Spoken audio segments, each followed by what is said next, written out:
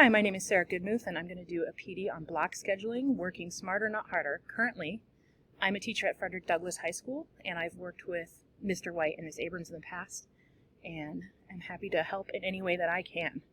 So our objective for today is that you guys are going to learn how to use planning structures and formative assessment as tools to create effective 90-minute teaching blocks that facilitate gradual release. And some of you are probably like, well, I already know how to do that. But my goal is to try and actually give you some more tips to make it smarter and not harder for you to get this done and look good and get the education in front of the kids that you want to get in front of them. All right, the purpose of block scheduling. Why did we start doing 90 minutes? Why is the district making us all do 90 minutes? And the short answer is the research says that it provides more time for teachers to go in-depth into content, provides fewer distractions and more access to different classes throughout the year. All that stuff's pretty obvious. And then time for reteaching, extension, and independent work. But don't take my word for it.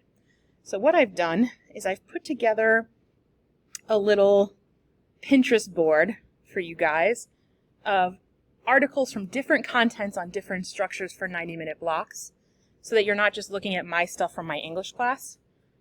So what I've done here is I've got a link and a QR code for you to click the link to click if you have my PowerPoint, which you should, QR code for you to scan if you can, and you can start checking out some different ideas that I found to help yourself get some more of these tips to work smarter and not harder.